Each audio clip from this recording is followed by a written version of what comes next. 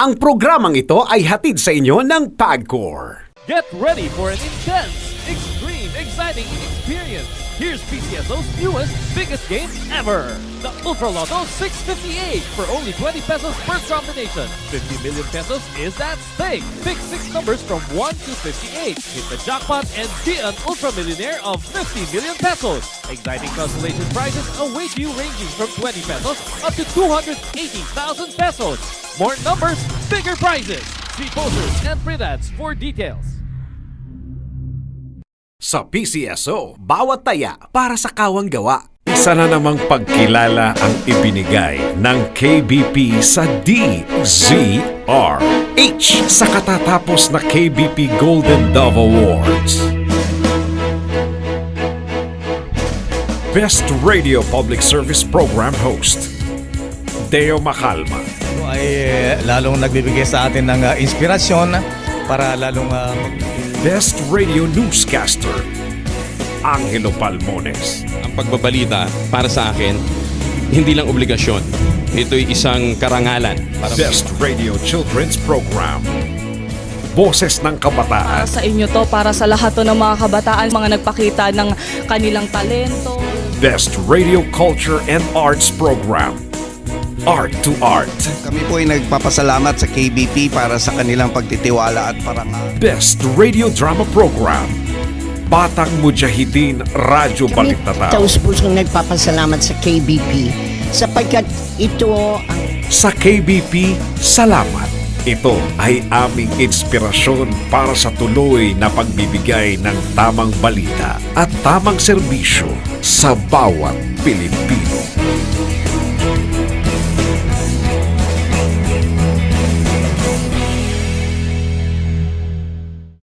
Calling all fundraising organizations. Be a partner of PCSO to its newest project, PCSO Partner Tayo. Interested parties may visit the PCSO Product and Standard Development Department, 3rd floor, Conservatory Building, Shaw Boulevard, Mandaluyong City. You may also visit any of our branches in your vicinity or province or email us at pcso_marketing@yahoo.com. Partner tayo sa pagtulong sa Pilipino. Nakakatulong ka na, umaasenso ka pa.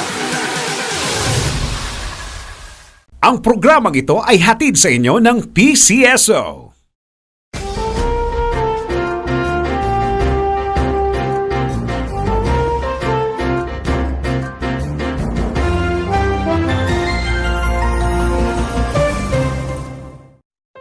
Sa Thinking Out Loud with Rafi Alunan, rehabilitasyon ng Marawi at pagpapalakas ng puwersa ng pamahalaan. Ito ang ilan lamang sa mga susunod na hakbang ng Administrasyong Duterte matapos ang kinikilala ngayong tagumpay ng bansa laban sa mga Mauti terror group sa halos 5 buwang bakbakan sa lungsod ng Marawi. At sa pagkakataong ito, ano-ano nga ba ang higit na dapat tutukan ng pamahalaan upang maipagpatuloy ang tagumpay na ito at tuluyang makamtan ang kapayapaan sa Mindanao at sa buong bansa? Pakinggan at panoorin ang tapatan ni Rafi Alunan at AFP Retired Lieutenant General Edilberto Adan sa DZRH Radio. Manood sa DZRH News Television at sa ating live feed sa DZRH News Television Facebook page at YouTube live channel. Gayon din sa ating website sa www.dzrhnews.com.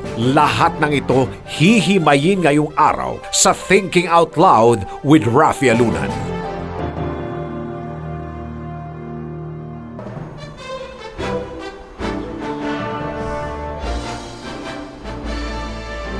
Magandang araw sa iyo, Lieutenant General Ed Adan. Magandang araw naman sa iyo, Secretary Rafi. Yeah, thank you for joining us at Thinking Out Loud with Rafi Alunan. It's an honor to be here.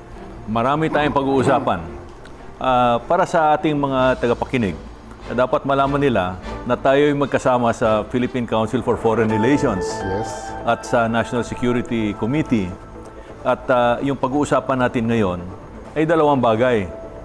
Una-una, siguro for the benefit of our listeners, let's give a critique or an assessment of the battle for Marawi. Usually, ang SOP ng Armed Forces of the Philippines is to go through a thorough assessment to obtain lessons learned. lessons, 'learned, 'and see how things could be done better in the future. 'Yung pag-uusapan natin ngayon ay dalawang bagay. Una-una, siguro for the benefit of our listeners, let's give a critique or an assessment of the battle for Marawi. Usually, ang SOP ng Armed Forces of the Philippines is to go through a thorough assessment to obtain lessons learned That's part one. And part two, siguro mas maganda siguro kung i-segue natin yung ating usapin doon sa credible deterrence on how the government is building up credible deterrence for the armed forces and for our entire national security community, no? Dahil sa ito yung mga pressing issues and in the minds of our people. How are we addressing internal security and external security issues? Okay. Okay. So, umpisa natin yung sa Marawi. What I would like to do, General Dan, is to cut it up into several portions, no? Bearing in mind that what we would like to project is how can we do things better to be better prepared in the future when we encounter similar problems with terrorism.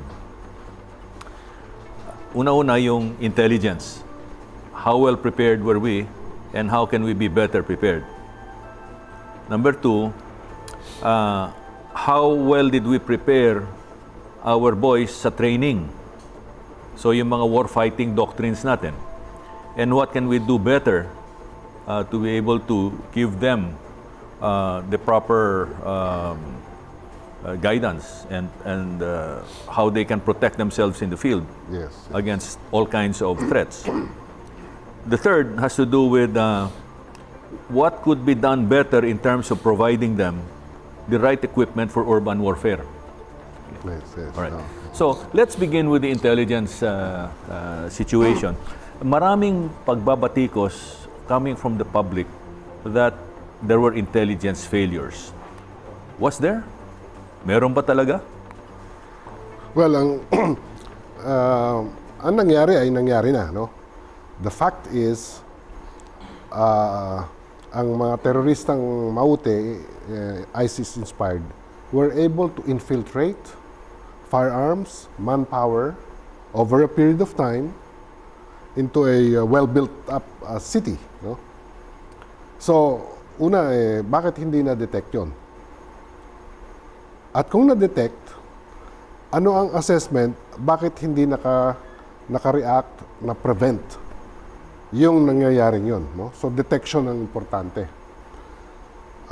Hindi natin alam ang exact facts, ano, at our level now. However, kitang-kita yung pagkukulang na bakit in spite of the information coming in, ay hindi nakapag-react to prevent. So, maaring yan ay dahil sa unang-una, kakulangan siguro ng forces natin. We don't have enough at that time, at that period of time. We were busy with other threat groups in Mindanao. We have the problem in the Sulu area, the Abu Sayyaf. We are fighting the NPA. We are containing the MILF in several areas. So our forces are dispersed. Yung iba naman nagte-training. So siguro even with the information available at the time, we didn't have the capability to react rapidly. Kaya nangyari na yun, no? So ang isang dapat kasing tingnan pagdating sa intelligence, yung kakayahan ng threat group, meaning their capability. Tingnan mo yung armas nila, yung dami nila, yung kalibre ng mga weapons nila. Pangalawa, tingnan mo yung kanilang leadership. Ano yung intention? Kasi kung minsan, ang intention ay minamaliit natin. Hindi kaya niyan, yung leaders ay may ibang pinag-uukulan ng atensyon, no? Hindi natin tinitingnan may capability nila to occupy a city. That hundreds of firearms, including cruiser weapons, na nandyan lang sa kapiligiran, could be mobilized to occupy a city. So yung capability, importante. Kahit na yung intention, hindi natin nababasang mabuti, na pwedeng sabihin ng intelligence analyst, ay hindi naman gagawin yan siguro. Kasi merong ibang pinagkakaabalahan o wala siyang kakayahang leadership. Pero yung yung capability, weapons, equipment, nandyan na. Napakahalaga nun eh. Yung intention versus capability. Mahalaga yung pag may capability, tingnan mo na anong pwedeng gawin sa'yo. General Adan, the purpose of intelligence is ika nga to ensure that the people in the field have proper situational awareness. Okay. At saka yung proper situational awareness will lead to anticipation. Correct. To be able to prevent or mitigate whatever challenge they may face. Yes, yes. Ang tanong dyan is, unlike other countries, to enhance situational awareness and their capacity to react or respond to anticipated problems, they constantly go through wargaming. Nagsa-scenario building yan. Kung ganito ang mangyayari, anong gagawin natin? You know? The question is that happening? Because ang sinasabi sa baba at ang mga naririnig ko sa mga ibang kasama natin sa AFP, parang kulang. Bakit gaya? Well, I believe in our different training institutions of the military, no? Yan ay pinag-uusapan, may mga tabletop exercises, tinuturo yan sa Command and General Staff School. But tama ka, no? Meron pa rin pagkukulang. Sapagkat gaya ng intelligence gathering nga, no? Marami ng technology ngayon na kung magkakaroon ang Pilipinas niyan, dadami ang ating collection, no? And analysts. And the analysis that comes from that collection of hundreds, if not thousands, of intelligence intercepts, for example, na pagka yan ay pinagtugma-tugma mo, you can conclude na mayroong plano itong grupo na to, and it will come about this time. 1 week, 2 weeks, 1 month. Pero ang importante, yung collection mo na yun, ay, yun nga, pinagagamitan na ngayon ng technology sa ibang bansa, no?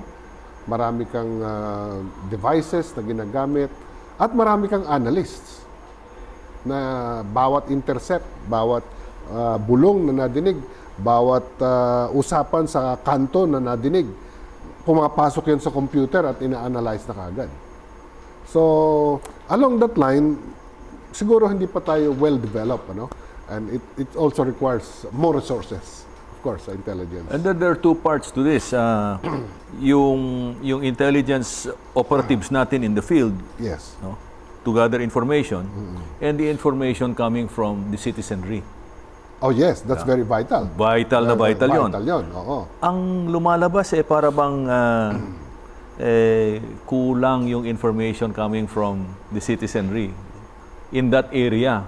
Kaya't medyo blindsided din yung AFP-PNP at that time. Hindi nila nakita yung big picture at saka gaano kalalim yung problema at yung kalawakang na yung problemang malawak na posibleng ma-overrun sila kung halimbawa kumilos itong ang kalaban.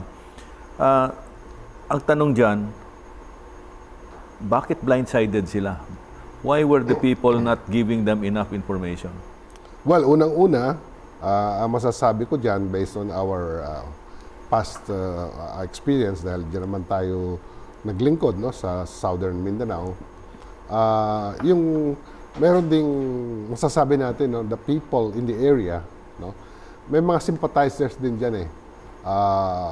Not to the terrorists, no, but meron silang, shall we say, remember the Islamic struggle, no, for autonomy, for independence, no, led by the MILF, no, ay nandyan at matingkad sa Marawi. Nandun yung sentimento, no, so siguro marami sa kanila ay isinantabi, no, they ignored.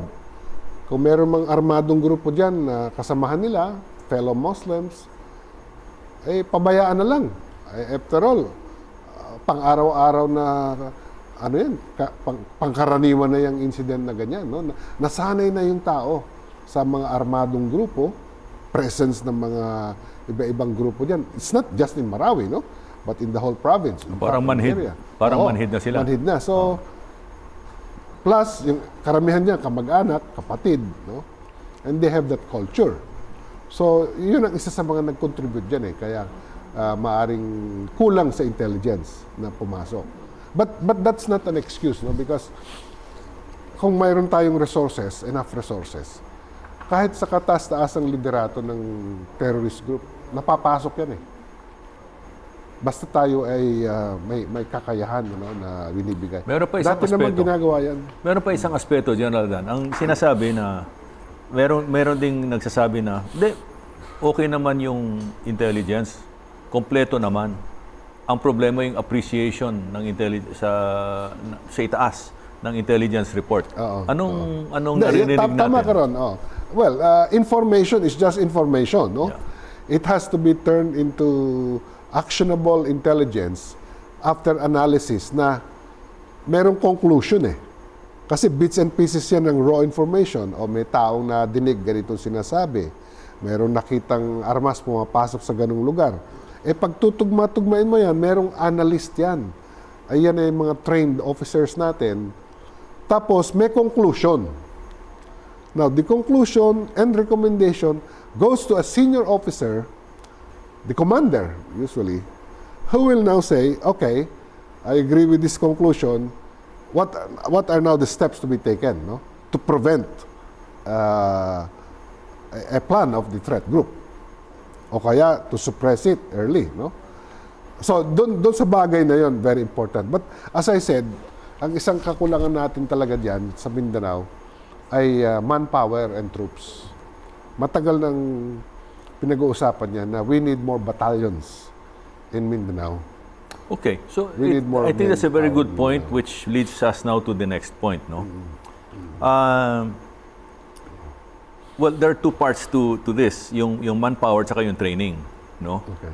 Yung sa training, ang sa observation ng karamihan, kulang yung mga units natin that are trained for urban warfare. The proper nomenclature or in military parlance, it's MOUT or MOUT, Military Operations in Urban Terrain. The PNP has the Special Action Force, pero isang bahagi lamang ng Special Action Force that's trained for urban warfare. And then in the case of the military, iilan lang, no? And that's because ang batikos is that sa ating mga combat doctrines, parang hindi nabigyan ng diin yung urban warfare. Tama ba ho yan? Alam mo, nagaya ng nabanggit ko sa isang interview na nangyari the other day. Ang unang attack sa Marawi, October 21, 72. No? 400 rebels descended on Marawi, occupied it. And I was there. No? I was a second lieutenant and that was my first firefight. In 3 days, na-liberate natin ang Marawi. Noon, Was that the time that Marawi was burnt? Na sinunog yung Marawi? Hindi naman nasunog. Hindi naman nasunog. Maybe that's a different, yun yung Holo. February 74. Okay. No? That was the time Holo was burnt to the ground. No? That was February 74. Ito sinasabi ko, much earlier. 1 month after the declaration of martial law, which was October 21, 72. When they occupied the whole city, at yung provincial command ng Philippine Constabulary was already surrounded. And they were fighting the whole day, the whole night, until we came, no, the 26th Infantry Battalion where I belong, to reinforce it. So, yun nga, sa madalit sabi, we were able to liberate Marawi after 3 days. Brigadier General Fidel Ramos was one of the first, no, to arrive with the reinforcements from Manila, from Cagayan de Oro. Pero the same thing happened, no? They occupied the city.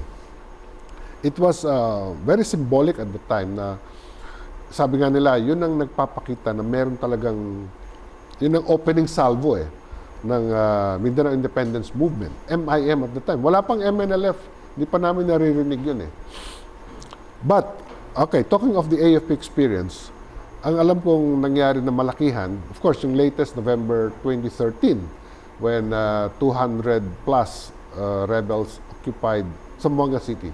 Well, only a barangay, no? A few Okay, ito yung barangays. Zamboanga Siege. Zamboanga Siege. Okay. Not the entire city, but just a portion of Zamboanga City. And in 1 month of fighting, we were able to defeat them, destroy them, no? So merong experience. Itong Marawi, ito na ang pinakamalaking urban warfare, pinakamalaking I would say battle, no? Since the beginning of the AFP. Wala pa namang armed forces of the Philippines in World War II, no? Pinakamaraming tropa na itapon natin, no? Or na deploy. And 5 months of fighting. This is the most intensive battle we ever fought in our history. And therefore, it is really a golden source, you know? It's a source of much information, intelligence, and lessons learned. Treasure trove. Oh, it's a of treasure information. trove Yeah. na hindi natin dapat palampasin. Okay, so yes, hindi tayo masyadong prepared sa urban warfare in terms of number of units, especially trained for that purpose. Meron tayong individual officers who went through that in their schoolings abroad, but hindi natin binigyan ng diin masyado yan na malakihan na, no? That you can deploy a battalion, a regiment, purposely to eject an enemy that has occupied the city. At ganun din sa kalaban. They never fought this kind of battle, Except the foreigners that came in. except for the foreigners that came in. Na lumaban na sa Syria Yes. at Iraq. Yeah, I don't think Isnilon Napilon or Maute, the brothers, ever had a firefight or a battle similar to what they went to. But Correct. siguro nga yung foreign elements na nakapasok, yun ang nagbigay lakas loob sa kanila na tinuruan sila, kaya natin yan. On Eh, the doon job sila training yun nagkamali. Oo. On the job. Oo. But you know, I'm glad you pointed that out kasi meron akong nabasang isang critique coming from the armed forces itself recently that while they admitted to limitations sa urban warfare training, our boys were able to adapt and Yes. improvise. Fantastic. And that only shows you the quality of our warriorship. Yes, yes. No? Well, yung kalaban natin, Pinoy din eh. So, the warriorship on both sides showed that the Filipinos in general Alam mo- is a good fighter. Alam mo, Rafi, yung for the first time din, nakita ko, all the joint training exercises we had for so many years now. Meaning ng joint, andyan ang Air Force, andyan ang Navy, andyan ang Marines, andyan ang Army, no? You know, every year we have been training For joint operations. for joint operations. And And combined it paid arms. off, no? And It paid combined off. arms. Oo. It paid off in Marawi. Yeah. Nakita mo yung Marines nandun, nakita mo ang Philippine Air Force synchronized operations with the with the Army, with the ground forces, and the police, and the SAF, and the Marines. So it paid off, no? Yung interoperability na palagi nating nadidinig sa mga exercises, the way they communicate, their doctrines. It was a test for the armed forces, no? At naipakita na nagbunga ng In other maganda. words, regardless of what unit they came from or what branch of service, pag nandun sila sa Marawi, they fought as one team. They fought as one team, implementing their own doctrines. At wag nating kakalimutan, yung combat engineers. Ay, yan ang napapansin ko ngayon sa mga narratives, no? Puro tayo Scout Rangers, Special Forces. Yung combat engineers played a very vital role in these operations. Kasi sila yung may kapabilidad na, ang daming debris, no? Hindi makapasok yung mga sundalo, yung mga tangkin, yung ating mga armored, because ang daming nakakalat sa gitna ng Kalye, daan. sa kalye. So the combat engineers, Swept remove. it away. Oo, swept it away. And more than that, pagdating na sa problema ng breaching walls, no, thick walls, dahil nga yun ang problema eh, hindi makapasok yung tropa dahil ang kakapal ng simento. The engineers' skills and equipment did it. No? So again, it's about joint training, joint operations. joint leadership.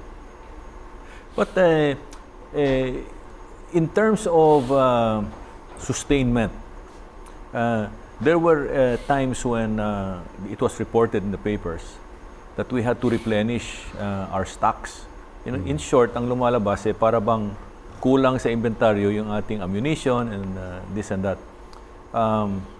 How can we do things better in the future? What sort of inventory level should we keep in anticipation of future battles? Well, I don't have details of the logistic situation. However, it is said, and I agree with you, may mga reports na we really have to gather from different sources, no, our ammunition stockpile as they were running low, because very intense ang firefight pagdating sa urban eh. You can see from the television clips, no, at night sa news, the expenditure of ammunition, no? Hundreds, thousands, the bombing, no. Well, sa bomba na lang, if you do it daily, no, then talagang malaking consumption yan. At mabuti naman, nakatulong, no, yung ating mga allies. At sinasabi nga na one of the things that really helped is the MLSA, the Mutual Logistics Support Agreement with the United States. No? Na because of that agreement, madaling nakapag-replenish ng critical ordnance, which includes bombs. No? Kasi yun ang, wala naman tayong local manufacturer ng mga sophisticated bombs. No? So with the MLSA, with the United States, yan ang medium, no?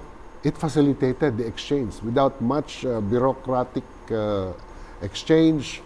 Nagkaroon tayo ng, I'm glad you mentioned that, General Adan, because the matter of logistics is very, very important. Sabi nga nila, logisticians win wars. That's right. We will discuss this further after the break. Yes.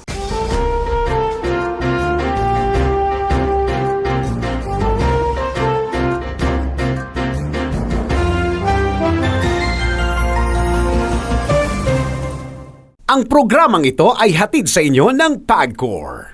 Calling all fundraising organizations. Be a partner of PCSO to its newest project, PCSO Partner Tayo. Interested parties may visit the PCSO Product and Standard Development Department, 3rd floor, Conservatory Building, Shaw Boulevard, Mandaluyong City. You may also visit any of our branches in your vicinity or province or email us at pcso_marketing@yahoo.com. Partner tayo sa pagtulong sa Pilipino. Nakakatulong ka na, umaasenso ka pa.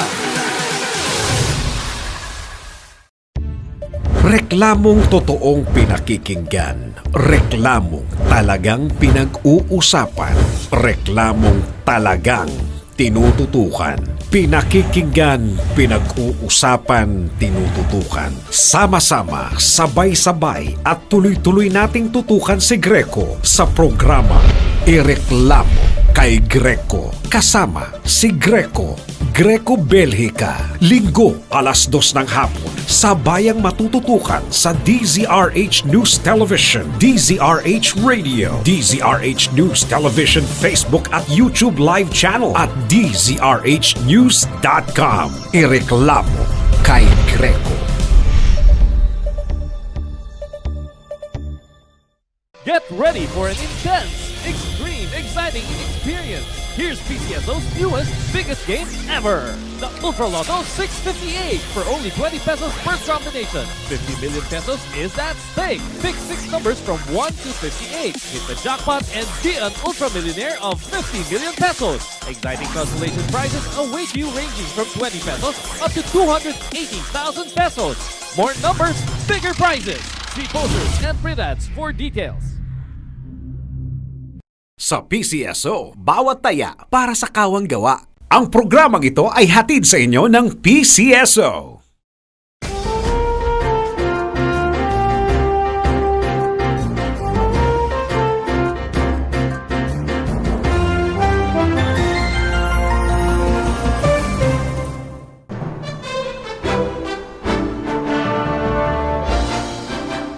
This is still Thinking Out Loud with Rafi Alunan at kasama pa rin natin si Lieutenant General Adan. General, earlier before the break we were talking about logistics. All right. it would be good to analyze how our boys were sustained in the field. As you said, this was the most intensive combat operation ever encountered by the AFP. That's right. Siguro next to World War II. But the way they were sustained was really profoundly That's right. awesome. Yeah. Yes, yes, No? yes. And so, can you analyze for the viewers how things are done behind the scenes to make sure that the boys are properly supplied? Alam mo noon, when we were younger officers no, in the service, kung kami magpapatrolya, dala-dala namin bawat squad, may kaldero kami. May isang maliit na kaldero para sa 7 tao, no? Tapos kalahating sakong bigas, yung isa naman dala-dala mga sardinas na dilata, no? Ngayon, I'm very glad. I got this from a commander in Mindanao. Meron na mga pagbabago. For example, meron na tayong mobile kitchen. No? Isang malaking parang trailer truck ito na merong kitchen, nakakapag-provide ng hot meals sa tropa natin. Sa gabi, no? May hot meals. At yun namang nasa front lines, may nagluluto sa rear command post. Dinadala doon. Pinapadala sa advanced command post, tapos dinidistribute sa mga tao.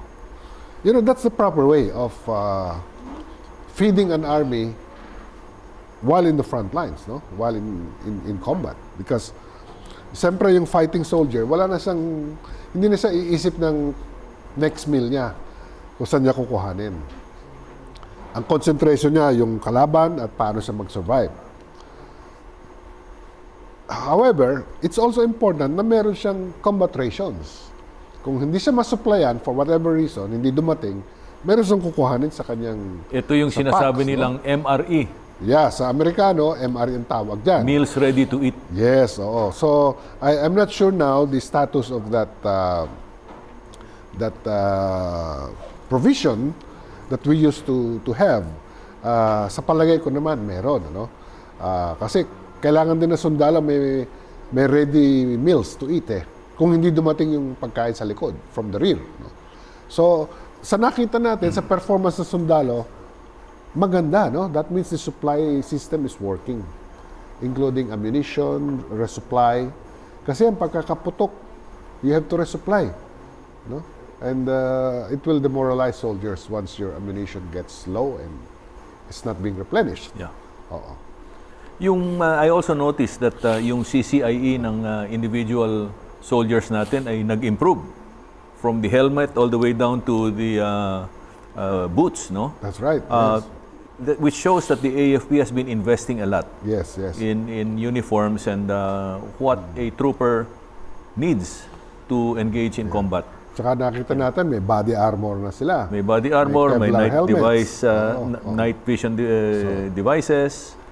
So, And they're nakita able natin- to talk through Yes, yes. Oo. sophisticated communication That's right. equipment. Yes, well, what actually happened also is that we fielded one of our best units in the front line in Marawi. Nandun yung mga, of course, the Scout Rangers, itong ating Joint Special Forces, no? So, talagang well-equipped yan for that purpose. So, yun ang ginamit natin. Our best troops, our best officers. And it paid off, no? Ang kalaban ay madali pa rin nakapag-adapt sila Yeah. Even if the enemy had the initial seized the momentum initially, nakapag-adapt kaagad yung mga sundalo natin to reconfigure, to how to fight the best way, no? To defeat them. Yun ang isang kagandahan dito. Our thinking officers, our adaptive soldiers. Yes, because most of them are trained really for jungle warfare. Tama? Or fighting in a different kind of terrain like Yes, mountains. In the different Ito, terrain, built-up yes, area At saka siksik yung siksik yung mga buildings, no? At saka That's houses, right, no? yes, oo. At mas mahirap talunin yung kalaban kapag meron silang heavily built structure protecting them, no? Doon din natin makikita ang maling strategy ng kalaban eh. They underestimated the leadership. They underestimated the mind of the commander-in-chief, no? Imagine, pagputok ng Marawi, walang hesitation, dineclare kagad ni President Duterte martial law. Walang hesitation. Kasi alam na niya yung dapat gawin eh. Napag-isipan na. Napag-isipan na beforehand eh. So, he was anticipating. So, at the click, sinabi niya. And that facilitated many moves which could not have been done kung hindi mag-declare ng martial law. No? Very important eh, because martial law allows, it's about controlling resources, people, movement. So you have curfews, you have warrantless search, you can detain people longer, and that's very important in a anti-terrorism campaign. At because of that declaration, the armed forces na lumuwag yung kanyang yung kabigatan, no? I would say the burden. Yeah. The burden, no? Ay nabawasan kasi they could now implement measures, no? Without the difficulty of hurdling through so many concerns about civil rights, no, and so that, which is called for already by the situation. The fact that the terrorists have occupied the city and are killing people and wreaking so much damage, talagang strong moves have to be done. Decisiveness. And that the president showed that.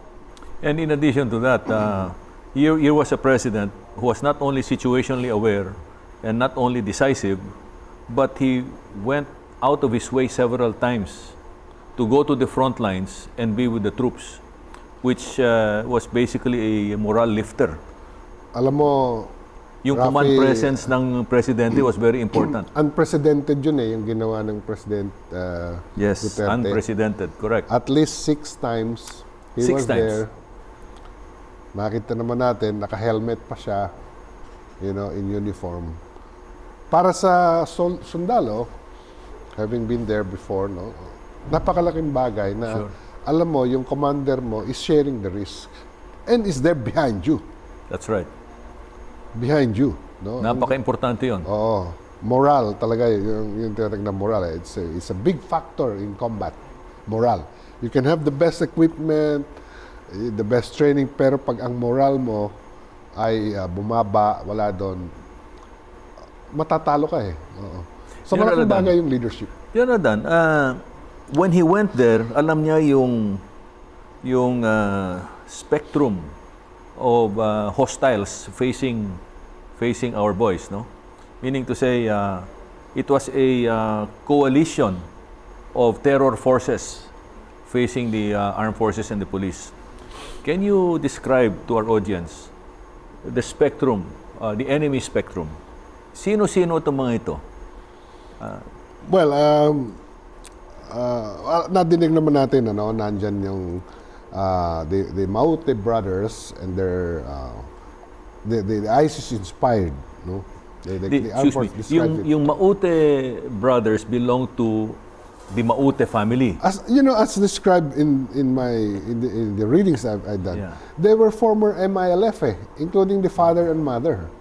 Okay. Nabasa ko yun, I don't know how Who to went into drugs? Yeah, well, drugs is one source of. Would you say that the Maute family was a drug cartel in itself? I don't have specific information, but I would tend to believe that. No? Because a drug cartel Yeah. would also have a private army to protect its business. That's right. Yes. Oo. So nandun na yung kanilang relationship with other groups, no, that are well armed, that maybe have the same cause, no? Kasi kita mo yung objective nila to establish a wilaya, a province, a state, no? A caliphate. May mga grupo diyan na yun din ang objective na humiwalay sa republika at magsarili, no? Kagaya ng BIFF. Gaya ng BIFF. gaya ng Abu Sayyaf. No? So, natural lamang that they will blend together and join a common cause, fighting a common enemy, the Republic of the Philippines and the Armed Forces of the Philippines.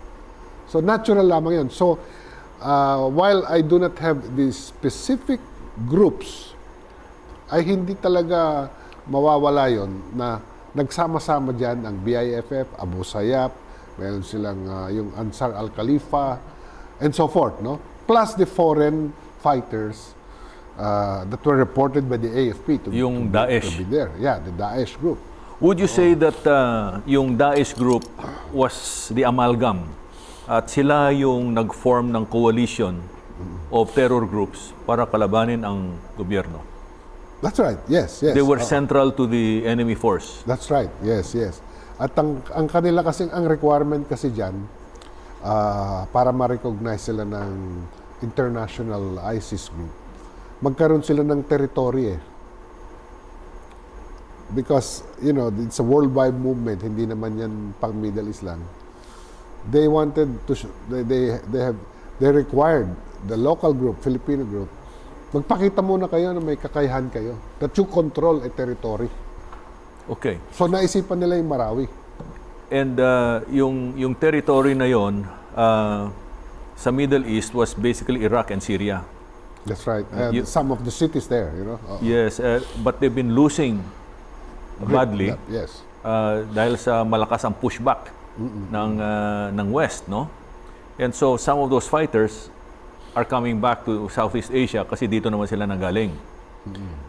So there are Indonesians, Filipinos, Malaysians, basically, no? At ito din yung core of fighters na lumaban sa Marawi with elements from Saudi Arabia, from Yemen, from other parts of the Middle East na natuklasan doon sa Among the Dead sa Marawi.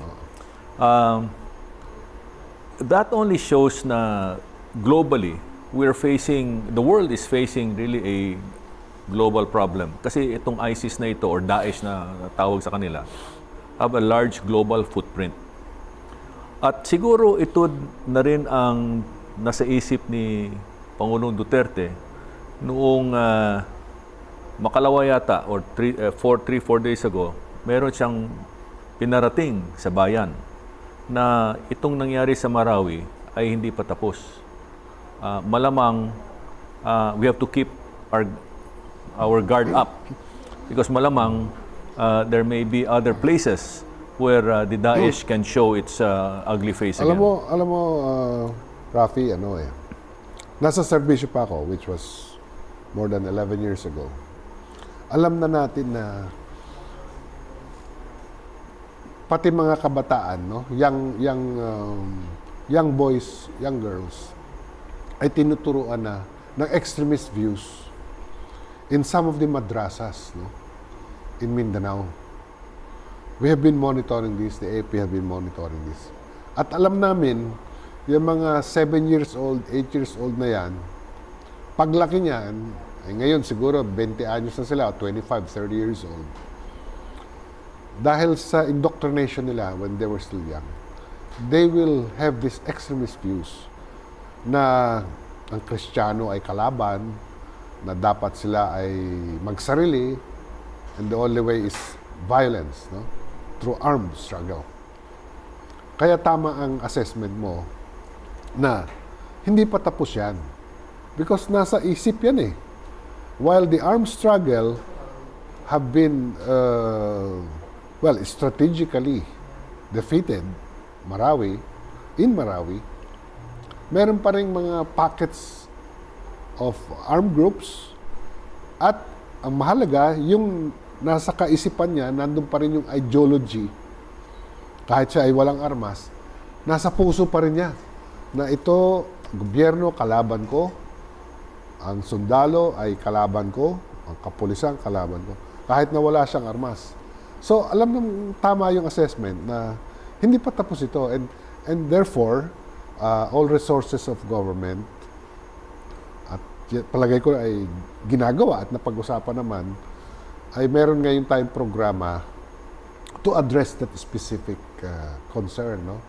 The introduction of extremist views, ideology na kakaiba, ay dapat sagutin ngayon para ma-neutralize yun o mabago yung pananaw.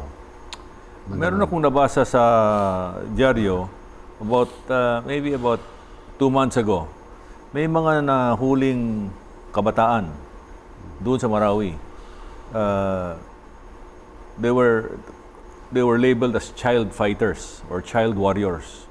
At nung na-interview yung isa, sabi niya nung 10 anyos pa lang ako, kinuha na ako. And when he was caught a few months ago, 17 years old na siya. So meaning to say, 7 years ang indoctrination niya, no, under the extremists, no. At nung tinanong siya about Marawi, sabi niya 3 years ago pinaplano na yan.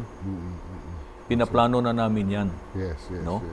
At the reason why child warriors are being selected is because wala silang kaba. They have no concept of risk. Yan ang talagang go sa pagdating sa labanan. In fact, yun din ang observation ng mga hostages nung nalaya na sila at sabi nila, wow, ang pinaka matinding fighters ng ISIS ay mga kabataan. No? Yes. Now, which brings us to your point about the madrasas, because some madrasas, not all, but some madrasas have extremist imams or ustadjes, no, or people who hold extreme views. At ang tanong dyan is whether the government has a strategy to control the spread of extremism in the madrasas. Yan ngayon ang dapat tingnan, ano? Kasi tayo ay because of our system allows for the freedom of religion. We welcome any religion that comes to our shores, provided it's not advocating violence. So nakita natin maluwag tayo dyan, no? And over the years, this is what happened. Pumapasok sila rito, wala naman silang pinapakitang violent actions or intentions. They're here to do some charity work now, some religious teachings. So Parang welcome, yun welcome. Yun ang cover Oo. nila. Pero pagka nakapasok na yun sa loob, sa loob ng mga sityos, barangay sa kasulok-sulukan ng Mindanao, hindi na natin makontrol, hindi na natin mabantayan, no, sa dami. At yun ang nangyari. Kaya ngayon, importante na, again, this is a national intelligence policy issue, no, na siguro suriin natin ano ba itong mga grupong ito at ano ang kanilang leanings, no? Meron naman tayong information kung ano kanilang background in the Middle East, eh. Kasi nakakapagpasok sila ng donations, funds, no, through so-called foundations, so-called charity foundations, para sa isang community or a project. That was how Osama bin Laden funded the Abu Sayyaf through his brother-in-law, si Jamal Khalifa. Meron siyang he set up a lot of charitable organizations, pati different businesses, ano? Cover lang yon to be able to funnel. Ganun ang nangyayari. Oo. So, it's about time we heighten our monitoring and we improve our way of, dealing with these groups. The Bureau of Immigration plays a vital part in this, of course, in coordination with our intelligence agencies. We were talking about yung logistics ng ating mga kasundaluhan. Pero nakikita din natin na for 5 months, tuloy-tuloy din ang laban ng Daesh coalition, ano? Para bang hindi sila nawala ng pagkain, ng armas at ammunition. Ano sa palagay mo ang nangyari? Well, kitang-kita natin dito ang extent of preparation they had, no? malaking bagay din na they chose an urban place, a city, na meron ng pagkain dyan sa mga groceries, sa mga bahay-bahay. Marami ng pagkain naka-stock dyan, no? Kaya sinasabi nga ng mga hostages, they were being asked to loot, no? To rob, look for food. Because sa mga bahay-bahay lang, may mga pagkain yung pa mga groceries doon. Pati drugstore. Oo, pati gamot, lahat. Oo. So, yun ang isang reason nila kaya pinili yung isang city. It could be self-sustaining for them, but only for a period of time. No, siyempre ang gobyerno din knows better, no? Unang papatayin mo diyan talaga tubig.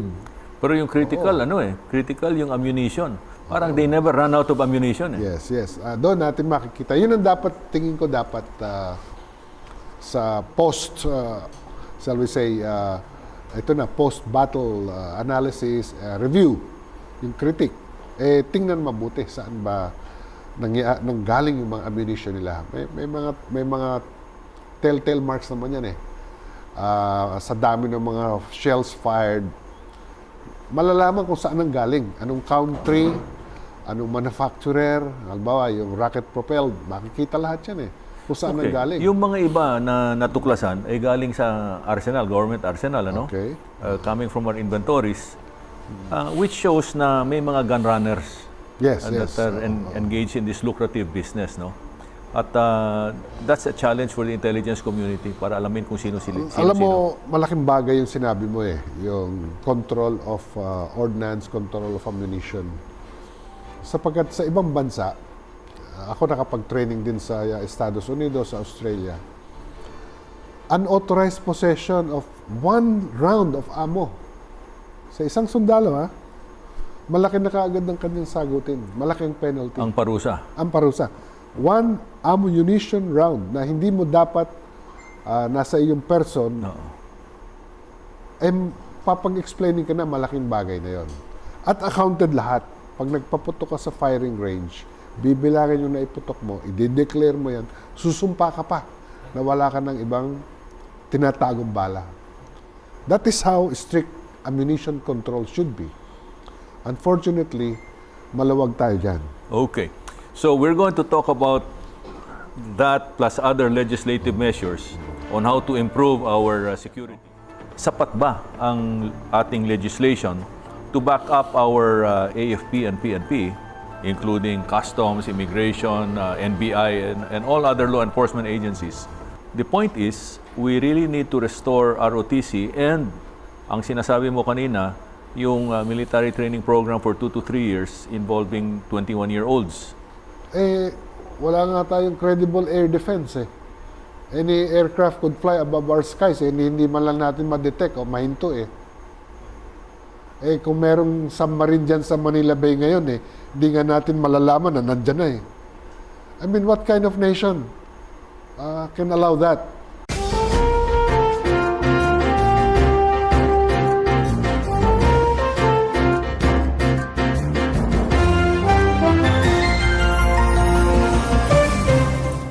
Ang programang ito ay hatid sa inyo ng PAGCOR. Calling all fundraising organizations. Be a partner of PCSO to its newest project, PCSO Partner Tayo. Interested parties may visit the PCSO Product and Standard Development Department, 3rd floor, Conservatory Building, Shaw Boulevard, Mandaluyong City. You may also visit any of our branches in your vicinity or province or email us at pcso_marketing@yahoo.com. Partner tayo sa pagtulong sa Pilipino. Nakakatulong ka na, umaasenso ka pa. Feeling mo ba out ka sa mga kwentuhan? Feeling mo ba left out ka sa topic? Baka di mo alam ang trending. Baka di mo pa napanood ang viral. Tuwing Sabado, 6 p.m., di ka ma-OP sa kwentuhan sa social media. Pagsasamahin ko ang mga video na viral, video na trending. Kasama niyo ako, Victor de Guzman. Ulit, Sabado, magkita-kita tayo, 6 p.m. Live sa TV, DZRH2's television at live sa social media. Facebook at YouTube sa DZRH News Television. TNVS Trending and Viral Show. Sabado, 6 p.m. sa DZRH News Television. Get ready for an intense, extreme, exciting experience. Here's PCSO's newest, biggest game ever. The Ultra Lotto 658 for only 20 pesos per combination. 50 million pesos is at stake. Pick 6 numbers from 1 to 58. Hit the jackpot and be an ultra millionaire of 50 million pesos. Exciting consolation prizes await you ranging from 20 pesos up to 280,000 pesos. More numbers, bigger prizes. See posters and print ads for details. Sa PCSO, bawat taya para sa kawang gawa. Ang programang ito ay hatid sa inyo ng PCSO.